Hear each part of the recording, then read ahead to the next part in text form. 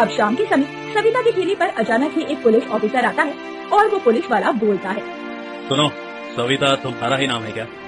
जी inspector साहब, मेरा ही नाम सविता है। बताइए, कोई बात हो गई है क्या? सविता, तुम तो गुपचुप और चाट बेचती हो। मैंने सुना है कि उसमें मिलावट करती हो। बहुत सारे लोगों का तुम्हारा गुपचुप और चाट खाकर पेट खराब हो गया है। कई लोगों की तबीयत तुम्हारी इस चाट को खाने की वजह से खराब हो गई है। इसलिए कुछ लोगों ने पुलिस स्टेशन जाकर कंप्लेंट की है। अब तुम्हें हमारे साथ पुलिस स्टेशन चलना होगा, वो भी अभी इसी वक्त। लेकिन इंस्पेक्टर साहब, मैं तो बहुत दिनों से, बल्कि महीनों से ये गुपचुप और चाट बेचती हूँ। कभी कोई भी शिकायत नहीं आई। अगर ऐसा होता तो कोई तो ग्राहक आकर मुझसे इस बारे में शिकायत करता। मैंने अपने गुपचुप और चाट में कुछ भी मिलावट नहीं की है साहब। इसका फैसला तो पुलिस स्टेशन जाने के बाद ही होगा। ये सब कुछ मैं तुम्हें अभी यहाँ पर नहीं बता सकता। तुम्हारे गुपचुप और चाट के सैंपल की जांच भी होगी, तभी पता चल पाएगा कि तुम सच बोल रही हो या झूठ। सैंपल की जांच के बाद सब सामने आ जाएगा।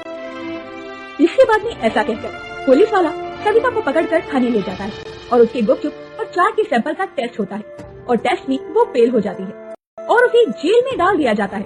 सविता बेचारी जेल के अंदर बिलक बिलक कर रो रही थी।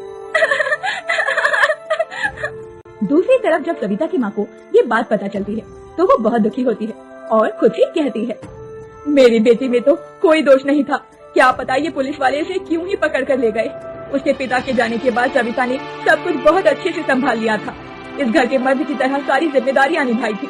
लेकिन अब मेरी बच्ची जेल चली गई है। ना जाने घर का खर्चा कैसे चलेगा।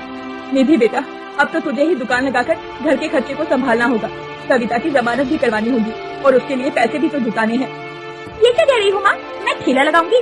मुझे तो धूप में काम करने की आदत नहीं है, तो मैं ये काम कैसे कर सकती हूँ? और फिर क्या बेटा, क्या फिर? तू तो जानती है कि सविता अब जेल चली गई है और मेरी भी तबीयत बिल्कुल भी ठीक नहीं रहती है।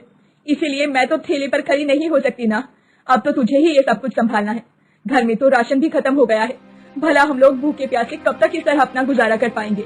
अब तुझे ही ठेला चलाना होगा। अब उसके बाद निधि के पास कोई जवाब नहीं था। निधि अगले दिन धूप में गुपचुप और चाट का ठेला लगाती है। धीरे धीरे दोपहर के पहर के साथ धूप बढ़ती जा रही थी। निधि को बहुत तेज गर्मी लग रही थी। वो बार बार पानी पीकर अपनी प्यास बुझा रही थी। आखिर में निधि को चक्कर आ जाता है और वो गिर पड़ती है। बड़ी मुश्किल से निधि खुद ही लड़खड़ाते हुए अपनी आँख को संभालती है और छाव में जाकर बैठ जाती है। जिसके बाद वो अपने मन में सोचती है, हे भगवान, ये मुझे क्या हो गया? मैंने सिर्फ एक दिन ये ठेला लगाया और मेरी इतनी तबीयत खराब लग रही है कि मुझे ये काम ही नहीं किया जा रहा। और मेरी बेचारी छोटी बहन हर दिन ठेला लगाकर हम लोगों का खर्चा उठाती थी। यहाँ तक कि उसने बड़ी बहन की शादी भी करवा दी। मैंने ही बहुत बड़ी गलती की। मैं अभी पुलिस स्टेशन जाऊंगी और पुलिस वालों को सारा सच बता दूंगी। मेरी गलती की सजा मेरी भोली भाली बहन नहीं भुगतेगी।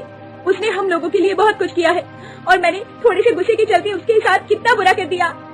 इसके बाद निधि पुलिस स्टेशन में जाती है और सारी बातें पुलिस वालों को सच सच बता देती है। फिर पुलिस वाले उस पर बहुत नाराज भी होते हैं और इंस्पेक्टर निधि को जवाब देता है, अभी तो मैं तुम दोनों बहनों को छोड़ रहा हूँ, लेकिन आज के बाद ऐसा कुछ भी हुआ तो मैं तुम दोनों को अंदर कर दूंगा और उसके बाद कोई भी तुम्हें यहाँ से बाहर नहीं निकाल पाएगा, समझे?